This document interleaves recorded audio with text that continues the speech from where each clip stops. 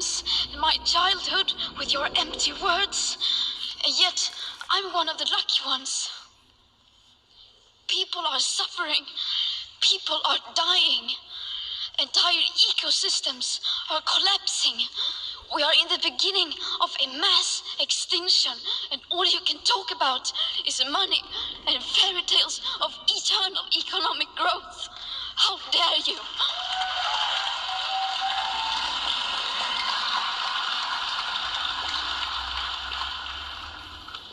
For more than 30 years, the science has been crystal clear.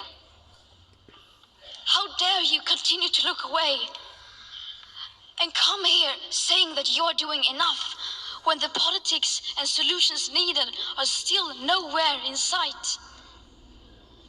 You say you hear us and that you understand the urgency.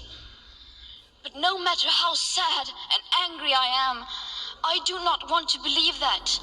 Because if you really understood the situation and still kept on failing to act, then you would be evil, and that I refuse to believe.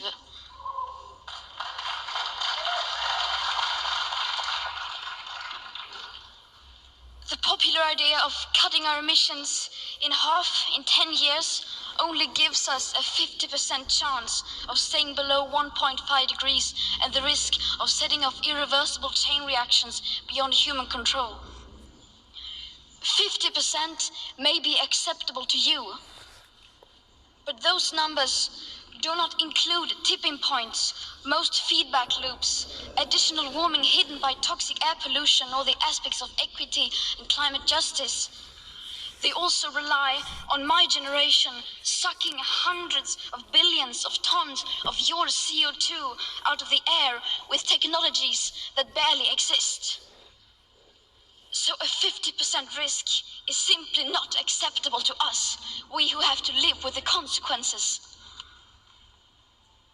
To have a 67% chance of staying below a 1.5 degrees of global temperature rise, the best odds given by the IPCC, the world had 420 gigatons of CO2 left to emit back on January 1st, 2018. Today, that figure is already down to less than 350 gigatons. How dare you pretend that this can be solved with just business as usual and some technical solutions? With today's emissions levels, that remaining CO2 budget will be entirely gone within less than 8.5 years. There will not be any solutions or plans presented in line with these figures here today, because these numbers are too uncomfortable and you are still not mature enough to tell it like it is. You are failing us, but the young people are starting to understand your betrayal. The eyes of all future generations are upon you. And if you choose to fail us, I say we will never forgive you.